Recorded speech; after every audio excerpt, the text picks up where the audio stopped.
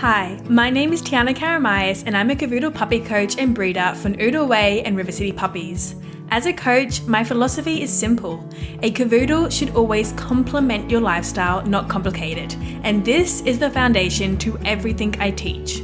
For almost the past decade, I have been working in the breeding, training, grooming, and veterinary sectors of the small animal industry. I've also been raising Cavoodles for the past 16 years, so I have definitely learnt a thing or two about the breed along the way. Now this podcast is all about Cavoodles. Raising Cavoodles, training Cavoodles, grooming Cavoodles, breeding Cavoodles, and how to shape the behaviour of a Cavoodle puppy. So, if you're a Cavoodle parent or you are looking at adding a Cavoodle to your family soon, then this podcast is for you. New episodes will be released each Tuesday morning, and you can follow me across all social media under the name @Oodleway for more tips and advice on Cavoodles. Thanks for tuning in. Hello and welcome to the Cavoodle Coach podcast. My name is Tiana Karamayas and I'm your host. Now, if this is the first time you're coming across this podcast, thank you. I hope you enjoy it. Again, it's all about Cavoodles, so if you have a Cavoodle, this is the right place for you. If you are coming back though and you used to watch this podcast back a year ago when I originally started it, thanks for coming back.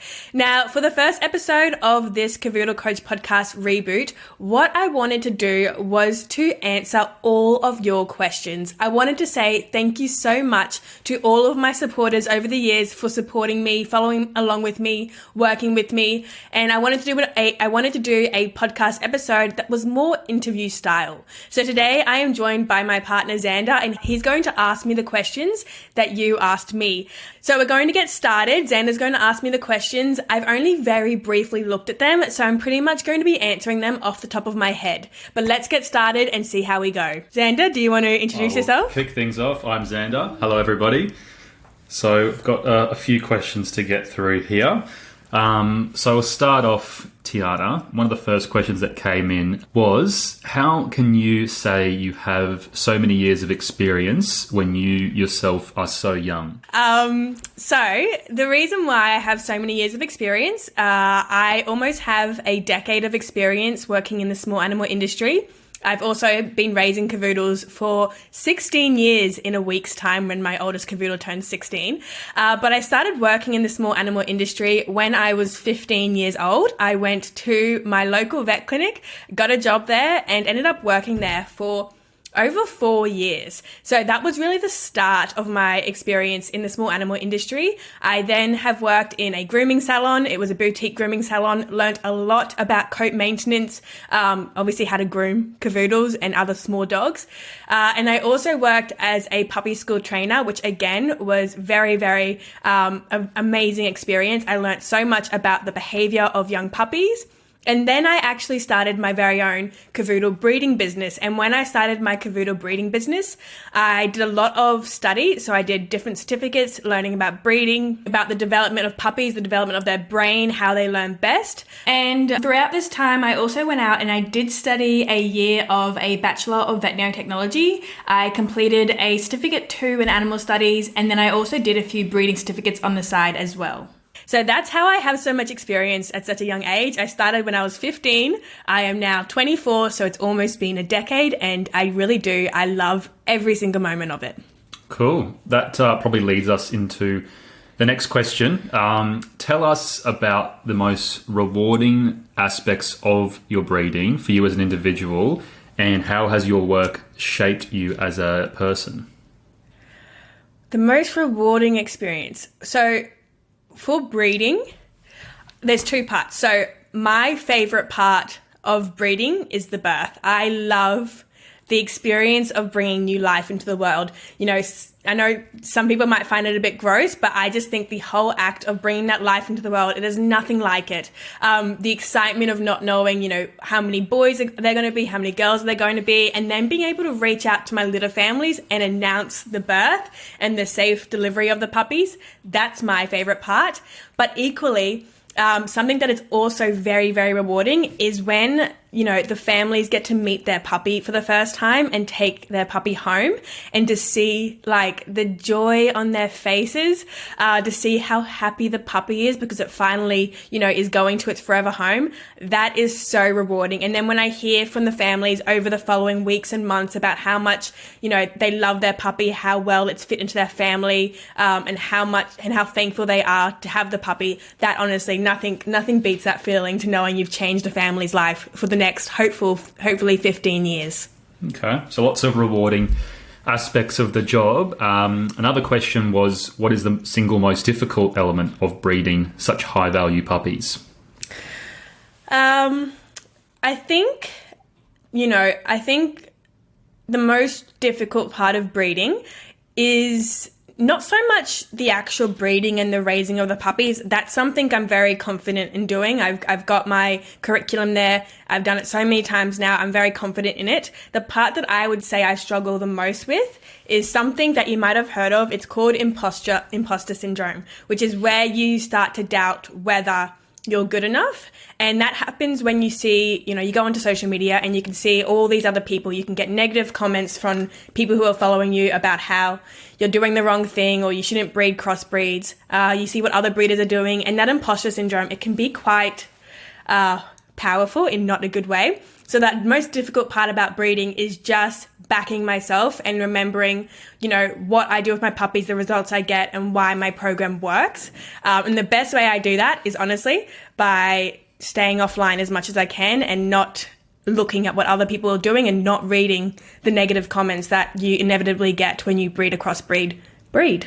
Okay. Do you find, this relates to another question then, do you find other breeders of individuals in your industry are supporting each other to do well? Is it a matter of where everyone is only interested in themselves, and this person's asked, how can we encourage more dialogue within the industry? I think, and this is, everyone's experience might be different, but from my experience, when I used to I had a mentor, and he didn't breed Cavoodles at first, he bred other breeds. That was the best advice and help that I got. That was very, very supportive, and he was always very supportive, but he wasn't on social media the way that I was, so we were never really, I guess, competitors. But in the breeding industry, there can be a lot of negativity, a lot of hate going around for other breeders. And to be honest, I'm not a part of it.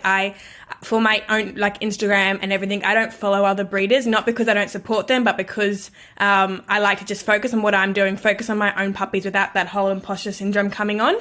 So if you're a breeder and you're, getting into breeding for the first time, my biggest tip would be to find one breeder that you really look up to and you really respect, get your advice and your help from them, and then just seclude yourself a bit from the rest of the breeders out there, because breeders who are struggling to find homes for their puppies can be very negative towards other breeders who are doing well.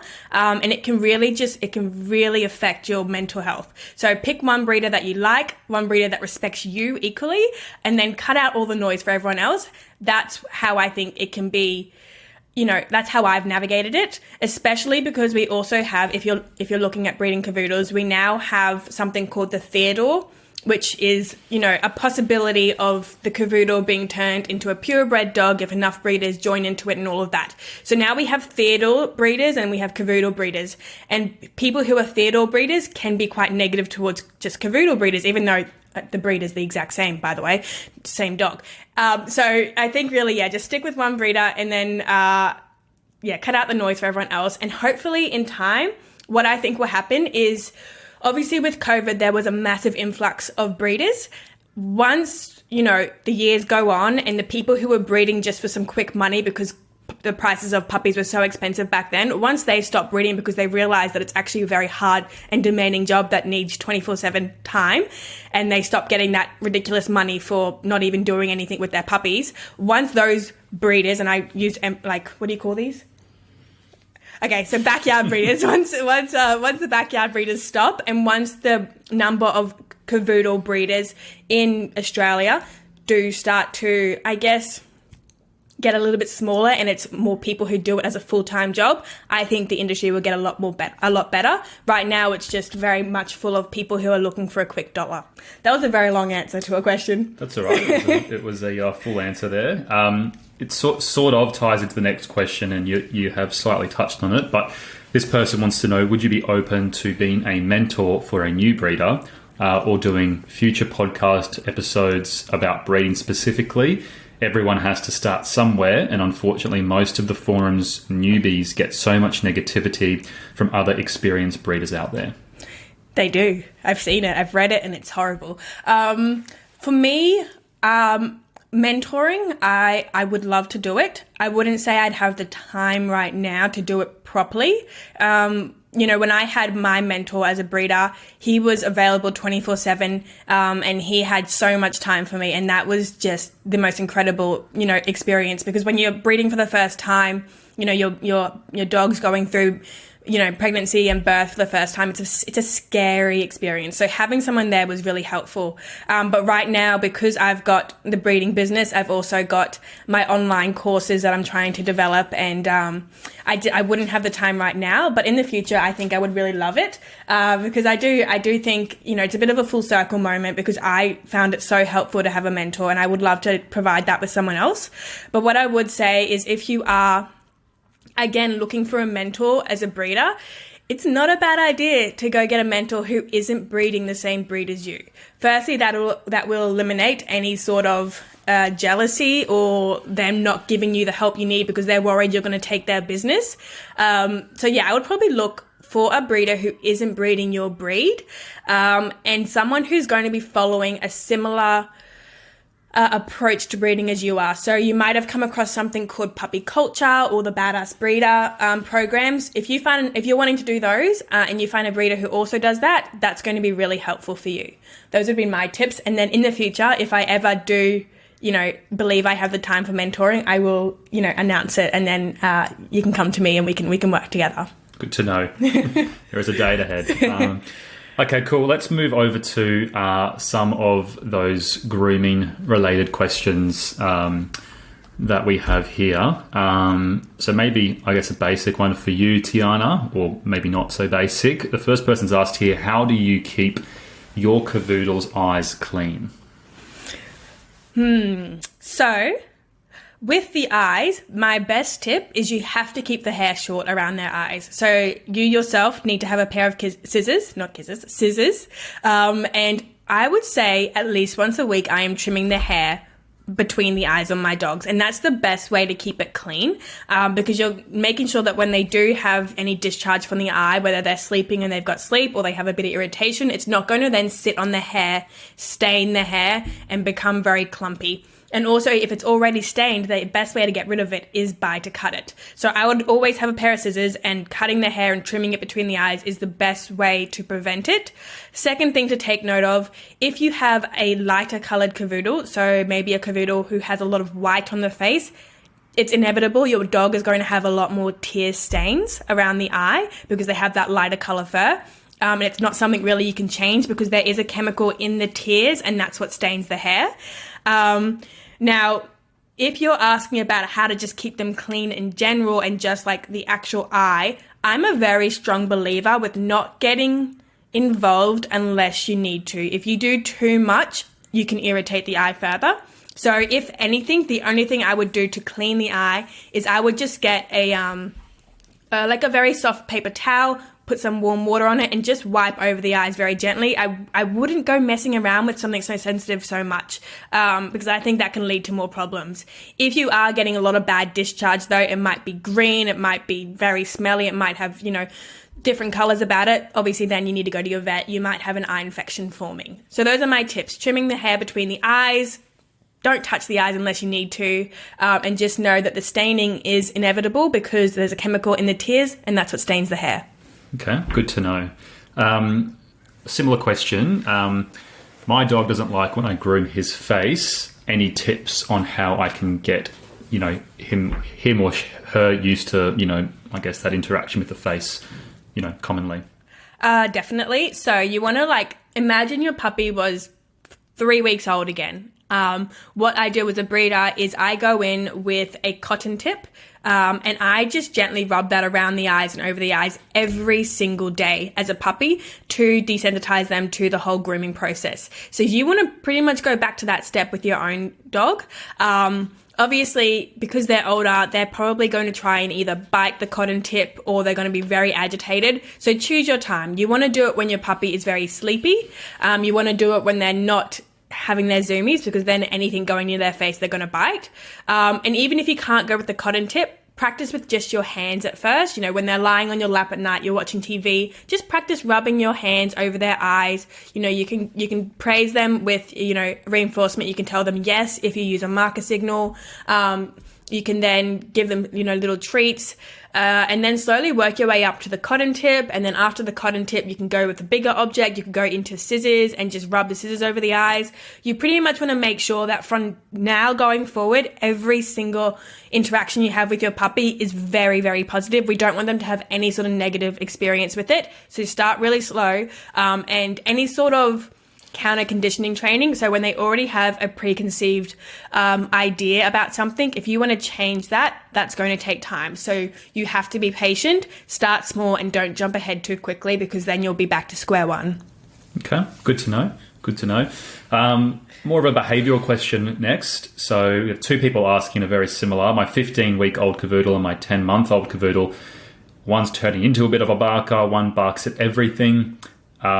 Is the way that we change this the same for both? How do I go about changing their behaviour? So barking is one of those things that can come under the banner of a behavioural issue. And the reason being is, number one, it's a behaviour you don't like and it's therefore causing an issue within your household. But number two, there's no one fix for every single dog barking. And the reason is you have to look at what your dog is barking at, what is triggering them. For some dogs, it might simply be, someone walking in front of the house. For another dog, it might be any sound they hear. It could be the curtains moving in the wind. And depending on what your dog is barking at, changes how you approach the barking. Similar to this, if you have to look at your dog, are they barking because of excitement? Or are they barking because they're scared? Or are they barking because they're being protective? The reason they are barking is going to change how you approach it. So what I would be doing is I would be writing down a list of every time your dog barks, what are they barking at? What were they doing the moments before they were barking? And how would they be feeling in that moment? And then what you want to try and do is control that emotion. So if your puppy, you could notice they were acting a little bit anxious, they were licking their lips, they were shaking their coat out, they were pacing, and then suddenly they saw something outside and they start barking, well, then you know that they were feeling anxious. And then you need to go back and go, well, what caused them to feel anxious before this moment? Was it the fact that you have been getting ready to leave the house and they have separation anxiety? Was it the fact that, they tried to bite a piece of furniture and you got angry at them in the morning and it's led to them being anxious all day? Look at what the cause of that emotion is and then learn how to manage it. A puppy or a dog that is very calm and happy is a lot less likely to bark than a dog that is scared, anxious, or protective. In addition to this, when they are barking, you do need to redirect them. And you do need to make sure, and this is a really big tip, that when your dog barks, you cannot get angry at them. If you get angry at them and you yell at them and you tell them to be quiet, what happens is you're telling them that they are doing the right thing by feeling that way. Because if you yell, then they go, oh, so it was right to bark. I should be feeling this emotion because you're also feeling this emotion. Instead, you always want to combat barking by being extremely calm to reassure your dog that everything is okay.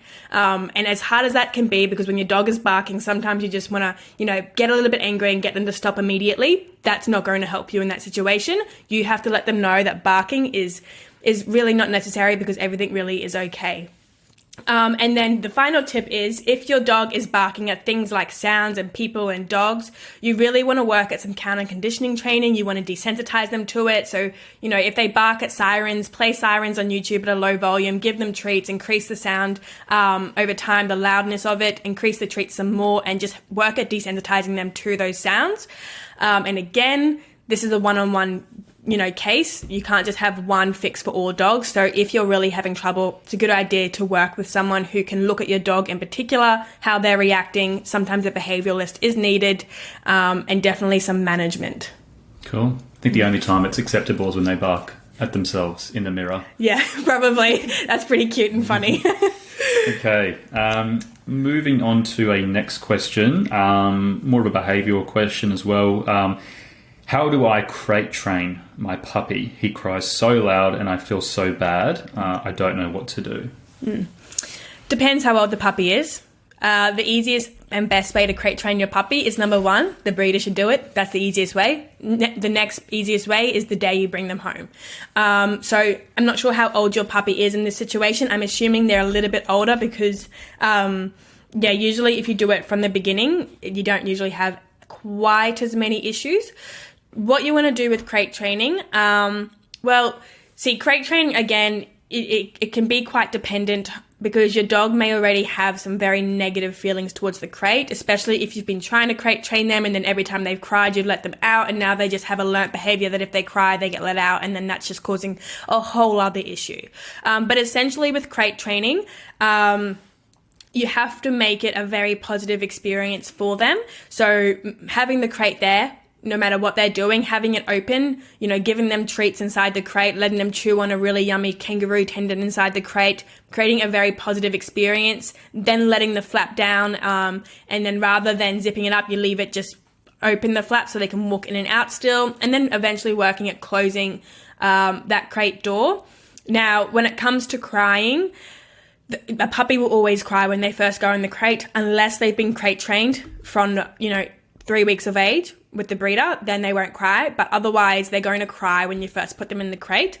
What you have to make sure is that they're not crying because they need to go to the toilet. They're not crying because they're hungry. They're not crying because they're scared or in pain. If you can cross out all of those things, then sometimes you do just have to leave them for a little bit, so that they can stop having that belief that every time they cry, you come to them, because that there leads to a lot of behavioural issues down the track. So if you know that they're not hungry, they've been to the toilet, it's nighttime, they're relaxed, they're not in pain, then crate training is something you just have to leave them in there for a little bit, and then once they fall asleep, if they wake up later on crying again, of course, take them to the toilet.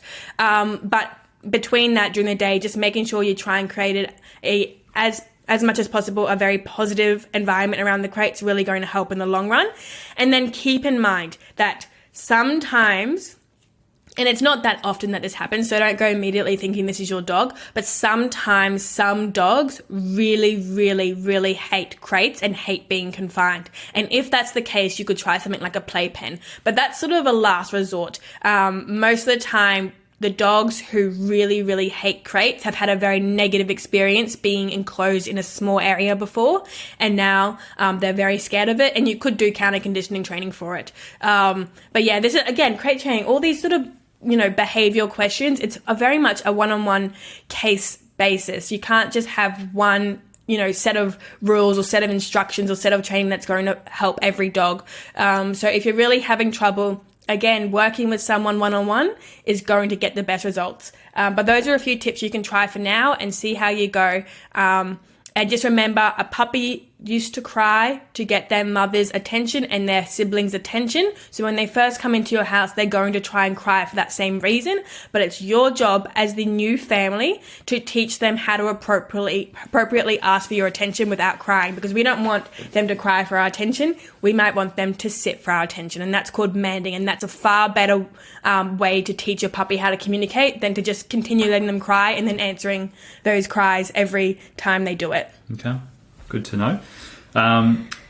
Crying maybe for another reason when a puppy's hungry. This person's asked, my puppy is always hungry. How do I know I'm feeding him enough? My best tip. Now you're going to need, I'm not going to, okay, so imagine if you're watching the video, it's going to be a lot easier, but if you're not watching the video, what I want you to do is I want you to close your fist, and then what I want you to do is I want you to run a finger over the back of your hand. Now, if you run your finger over the back of your hand and that's how your puppy's ribs feel, it means they're definitely getting enough food and they're leaning more towards getting to that overweight sort of area. Now, if you were to run your fingers over the front of your fingers, run your finger over the front of your fist where your fingers are bending, if that's how your ribs, the puppy's ribs feel, that means they're at a very good weight. However, if you run your fingers over your dog's ribs and it feels how it feels to run your own fingers over your knuckles, that means your puppy is underweight. So that's a really good guide to know if you're feeding your dog enough. If you're not sure, you can always swing past your vet. The nurses out the front can definitely tell you in about 10 seconds whether your dog is underweight, overweight, or at a good weight. And then the other good way is obviously you have to make sure you're giving them a good quality food. You know, those foods from the supermarkets, a lot of the time they're filled with a whole lot of fillers that aren't going to do anything good for your puppy other than make them put on weight and make them feel very hungry. So you need to have a very good quality food. So go to your vet. Get a bag of food that they recommend. You can add some toppers to make it yummier because cavoodles are very fussy, but just making sure the actual food you give them is very high quality. The way that you can imagine it is, you know, you could take a child to McDonald's and give them, 20 nuggets, a burger, and, half an hour later they're hungry again. And it's because you're feeding them nothing but bad food and just, it does nothing for them. Whereas if you took your child and you gave them a very healthy dinner with, good quality meat, some vegetables, maybe some potatoes as well, they're going to be full for a lot longer. So make sure you're feeding a balanced diet. Otherwise, you're feeding them practically air. And yeah, they're going to be hungry. And hungry puppies cry, and hungry puppies chew, and hungry puppies cause a lot of behavioural issues. Okay. Interesting to know. Matt, always in moderation, I guess. Yeah, of course. Okay, more, I guess, some tips and tricks now. Probably slightly back onto the breeding, but probably relative to anyone at home with a new puppy as well. How do you breed the puppies in your home and at the same time contain the smell, especially when they start eating and pooping on their own? Well, I think you could answer this, Xander. How do we manage the smell here when we have puppies? Spray a lot of diffuser or walk out of the house? No, when we have very young puppies, we can't be spraying a diffuser. That's not good for their skin. But when you have an older puppy, if they do a smelly poo, of course, you can spray something nice. So the way that I keep it clean, Xander doesn't work from home, so I'm the one home all day with the smelly poos. You have to be on top of it. Now, hopefully you have a very good mother dog and she will clean up after the puppies. My dogs always clean up after them, and it saves me a lot of time, and that's the best way because the second they poo, the mother will eat it. Disgusting, but it's very normal. If your mother dog doesn't do that, it means you have to be on top of that. Every time you need to be, if they poo, you clean it up straight away. And the sooner you can get onto toilet training, the better. So my toilet training with my puppies starts at 3 weeks of age when they first start going to the toilet by themselves without their mum's aid, and they start going to the toilet on real grass. And the real grass absorbs the smell of the urine, and it also absorbs the smell of the poos. So that really, really helps. And then once the puppies, can regulate their body temperature, depending on how cold it is where you live, I also get the puppies outside ASAP. So probably I'd say at 4 weeks they go outside for the first time and they spend all day outside, and that really, really helps with the smell. And then otherwise, it's important to remember that puppies will smell, especially when they're learning to be toilet trained, and it just comes with breeding. And the best thing you can do is constantly air out your house, open the windows, put the aircon on if you can, and then, just wait until they, are fully toilet trained and they're going outside, and that makes it a lot easier. Okay. Good to know. I guess another question which does relate to smell in a way. Any items for smell as well, I guess, but any items that you would recommend for birthing? Towels. Lots and lots of towels. The towels are for drying the puppies off as soon as they're born and making sure they're breathing and stimulating that breathing. Lots of puppy pads because you're going to want the mum to give birth on the puppy pads, and every time one puppy comes out, you want to replace those puppy pads because you've obviously got the placentas and everything. And my goodness, is that smell? That's the worst smell by far for breeding. Something else really good is you need to have a temperature probe and some sort of heat, so a heat lamp, heat mat, to make sure you're putting the puppies into the right temperature environment. Otherwise, they will die. If a puppy isn't at the right temperature and then tries to drink milk for the first time and they're too cold, it can actually kill the puppies. So you have to have a heat source and you have to have a temperature probe. oh my God, you need a suction bulb. That's what they're called. So a suction bulb is what you use to suction out, to get all of the fluid out of their nose and out of their mouth. Without that, the puppy can drown in its own fluids from when it came out through the birthing process. So what's that? That's the towels to dry the puppies, puppy pads to have the mum give birth on, heat source, a suction bulb. You're probably going to need a pair of scissors to help cut the umbilical cord if the mum goes to cut it. Some, dental floss that has no flavour to tie off the cords.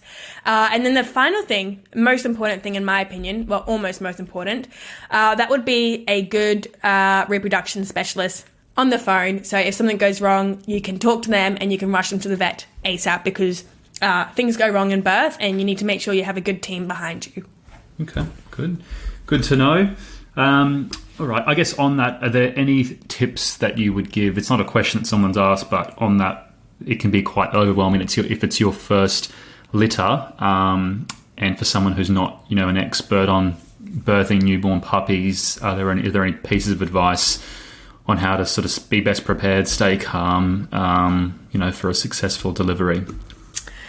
A mentor, if you've got a mentor, is always really handy to have. The reproduction specialists are fantastic. They're available 24/7 for any questions.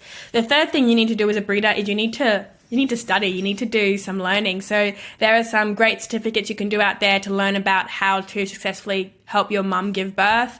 There's some certificates out there on how to raise the puppy in the first, couple of weeks of its life. You've also got programs like Puppy Culture that will step you through it. All of those things are really, really going to help you. And at the end of the day, something to keep in mind is giving birth is a very natural experience for the mums, and 99% of the time, if they are a maternal mum, they're going to have those maternal instincts, and they are able to successfully give birth without much intervention from you. So let the mum do their thing. There are certain time frames that, a puppy needs to be born after they start pushing and stuff, and those are good to know so you can keep track on it. But otherwise, take a step back and let the mum do its thing, and then if you are worried, you call the reproduction specialist. Okay, there you go. All right, so puppy's been born. How do you test the temperament when picking up a puppy? Well, this depends, because if you're going to pick up a puppy and you want to test the temperament of a puppy, you can't really do this in the time that it takes to go to a breeder and grab a puppy. It's really the breeder's job to temperament test a puppy. So what I would be doing is, before you go to pick up your puppy, or before you go and pick your puppy, I would be asking the breeder if they can do some temperament testing. If your breeder has no idea, sorry about that, the girls are scratching their necks. If you hear that dinging in the background, the dogs are, sorry. If you go to your breeder and you ask them to do some temperament testing and they say no, I would probably look for a breeder who does do it, because a breeder who is doing temperament testing is also raising their dog on a curriculum program, and it means you're going to have the best chance possible at having a dog that has been socialized properly, desensitized properly, and is just well adjusted all around. And yeah, if a breeder isn't willing to do that, then the breeder isn't looking out for the puppies in their best interest, because each puppy has a different personality and each puppy is going to suit a certain style home best, and a breeder should be wanting to match their puppies up with a home that's going to suit them best, so that the puppy gets to have all of its needs met. Whether that's a dog that has a high human motivation and therefore is going to need a lot of time with their owners, playing, learning, training, or a dog that is more motivated to be by themselves and would rather a more quiet household and wouldn't suit a household with kids trying to play with them all day. Those sort of things are important to take into consideration. And it's, a breeder does the temperament testing, not the families, because by then it's too late, because you can't really temperament test. It takes quite a long time to temperament test a litter. Okay. So speaking on the other side, this person's asked the question, how do you effectively screen your puppy families, and what do you do if communication deteriorates over time? Well, if communication stops over time, they're not the right family for your puppies, because for me personally, I'm in contact with every single family that has gotten a puppy from me, and I've been breeding now for this is going to be my 4th year breeding and I'm still in contact. So if communication dies over time, that's completely fine. I don't want them to be the family of my puppies anyway. It means they're not invested in the puppies and learning about them.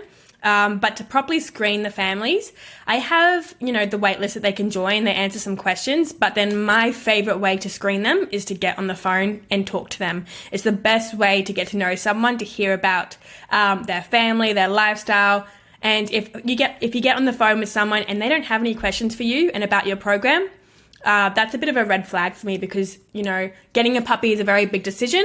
And if someone has no questions for the breeder, then they're the type of people who probably are going to go and buy off a pet shop and they're not the families for me. So I want a family who has, 100 questions for me because it means they're invested, they care how their puppy is raised, and it means they're going to put in the work after they get the puppy to make sure the puppy is trained properly, socialized properly, and then they're going to be there wanting my help in the future, and that's something I also really like to provide. Yeah, it's definitely nice there for those families to have support in the aftercare after they've purchased their puppy from you.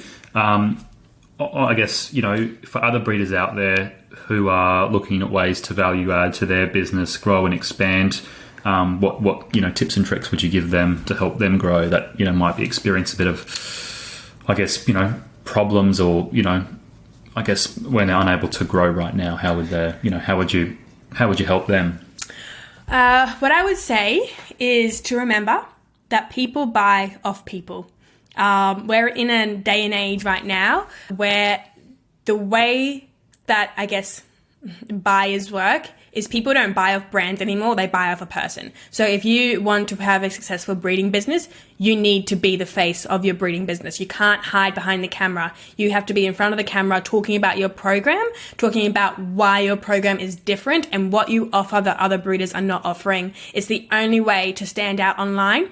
And as soon as you put your face behind the camera, as soon as you put yourself out there, people start to trust you. And when people trust you, they'll then buy from you. And they'll trust you to do a good job of raising their puppy. So make sure you get on camera. It's scary at first, but, like anything with any job, the first time you do it is scary. The more you do it, the better you'll be. And that's my best tip is you have to have a point of difference and then you have to get behind the camera and you have to start talking about that point of difference. Okay. And I guess for your, for your future, this person's asked, is there a possibility that in the future you might breed F1 Cavoodles as well as F1Bs? Well, in case you don't know what that is, so an F1 Cavoodle is a first generation Cavoodle, and that's when you cross a Cavalier King Charles Spaniel with a toy or miniature poodle. That's the first generation. F1B generation is when you cross a Cavoodle with a poodle or a Cavalier King Charles Spaniel. Then you have F2 generation, which would be Cavoodle to Cavoodle, and then you have a whole bunch of other ones down the track. But I myself breed F2 generation Cavoodles, so second generation, which means Cavoodle to Cavoodle, and it's first generation Cavoodle to first generation Cavoodle for F2. Confusing, I know. I also breed F1B, which means I have a Cavoodle mum and I breed her with a toy poodle. I myself will most likely never breed first generation Cavoodles, and the reason is I could not deal with a shedding dog in my house, and Cavalier King Charles Spaniels shed a lot.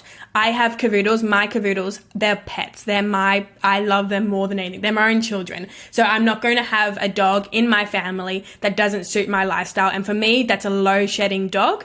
I also really do value the intelligence of a poodle, and that comes in with the Cavoodle. So the Cavoodle is my dream breed, and as part of my family, I want to have my dream breed, which is why I only have Cavoodles. In addition to this, there's a lot of talk out there online about how, first generation Cavoodles are the best. And if you start breeding, second generation, third generation F1Bs, that they're going to have health issues, behavioral issues, blah, blah, blah. There's a lot of noise out there. My response to that is the type of puppy that you get is completely dependent on the temperament of the parents, and then completely dependent on how you raise them as the breeder. It has nothing to do with whether they are a first generation, second generation, third generation. And in terms of health, a breeder should be doing the proper health screening on their parent dogs before breeding. And if you do that proper health screening, And if you do it and there is no problem, then your puppies are going to be very, very healthy. It's when you have dogs, for example, a lot of cavoodles can get eye infections, and they can be very prone to eye infections. Well, that actually is most likely because the parents have eye infections, and therefore you're breeding off of parents who don't have optimal genetics. So the health and the behavior has nothing to do with the generation. It has to do with the parents and how you raise them as a breeder. I won't be doing F1 first generation cavoodles because I love cavoodles, and those are the dogs I want in my family as my pets. Okay, there you go. Cavoodles only. Next question. Have you heard of the 2-dose vaccination? Seems like it might be a new thing. Well, depends. I don't know exactly. For puppies, they have 3 puppy vaccinations when they're young. And then for your adult cavoodles, they have their vaccination, and then they can also get an injection up the nose for like kennel cough.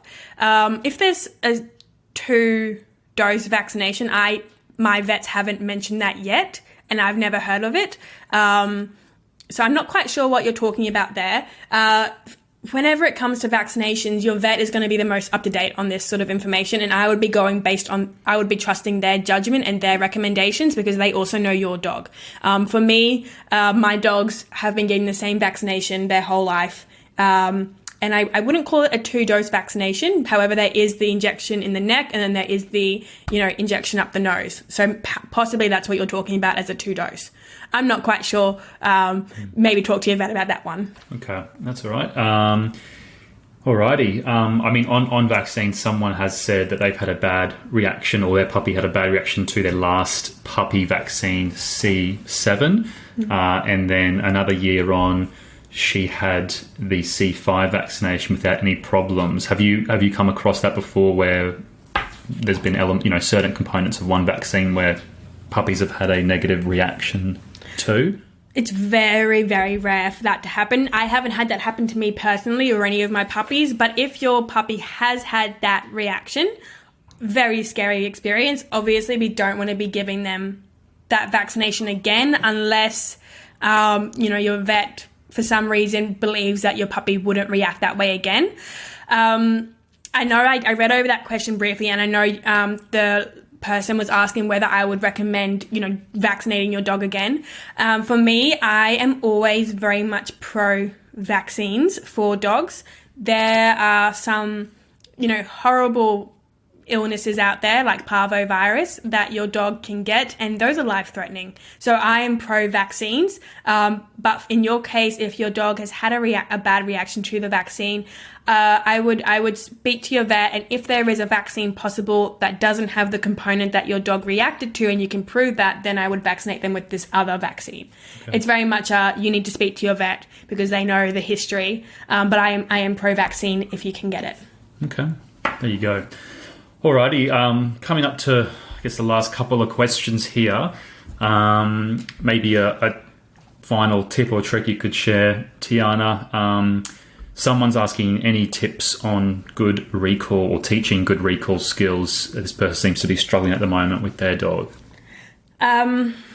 Recall is one of those things that you will be training for the rest of your life. Recall is not one of those things that your dog is going to learn once and then know forever. It's one of those things that you always have to reinforce. So if you're using your recall and you're saying, for example, Nessie, come, which is my dog's name, and I don't give her a treat after that, well, I can guarantee the next time I say it, she's not going to do it. So recall always has to be followed with a treat. Or if your dog is highly motivated by a ball or something, you could throw a ball for them. It always has to be rewarded. Otherwise, the recall becomes very, very ineffective, So if you're struggling with recall, I would go right back to basics. Firstly, let's pick a new recall word. So if you've been using the word come, let's pick something else to use. And let's reteach it and make sure it's very, very strong. For me, one of my favorite recalls to do with my dogs is I call it the treat game, and it's pretty much I say Nessie treat, and she comes to me and I give her a treat. And the reason why that is so effective is because I can't say treat without giving her a treat. So it reminds me and it makes sure that I always reward her with that. So pick a new recall word for your dog, and then start from the beginning and really, really, really enforce it. Only do it, maybe 1 or 2 or 3 times a day, and make sure it's very highly rewarded, and don't overuse it. If you're using the recall and your dog isn't listening, well, there you go, it's ineffective again. So it always has to be rewarded, and you have to make sure it's always effective. Don't overuse it. And remember, your dog's name is not a recall. That's very important. So Nessie does not mean come here. It has to be Nessie come or Nessie treat for what I use. There you go. Alrighty, last question. I'm moving across the world with my Cavoodle. Any tips to make sure they're safe? Probably apart from teaching them a new language, but potentially. Depends where you're moving. For me, if your dog is moving across the world, very likely they're going to be in a crate to go on the plane. I don't know of any international flights that allow you to have them in the cabin, which is a shame. So I would be crate training before that to make sure they're as comfortable as possible in a crate. Then once you get overseas, the first thing I would be doing absolutely is making sure that the vaccination that you have, protects them against whatever viruses and illnesses are in the country you're now in. So making sure they're going to be up to date on their vaccines, and then making sure your parasite control is covering them. Don't assume that the fleas and the ticks and the worms that we get here are the same ones that would be a threat to your puppy in a new country. We have paralysis, bush ticks, and brown dog ticks here. The country you're going to might have different ones. So make sure that you're getting onto that parasite control, and making sure your puppy is covered for the new country is very, very important. And then making sure their vaccination is up to date. And then it's not so much keeping them safe, but it's more so much to help the transition.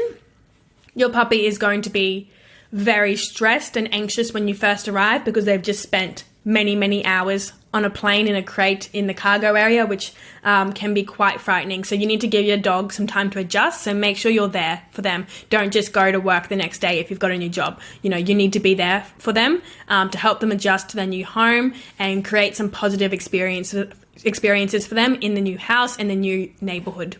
Those would be what I would be doing. Lots of love. Lots of love, always. Cool. Well, that's all the questions, I think, Tiana. Anything else that you wanted to add, or? No, I need some water is what I need. Okay. I've been talking so much.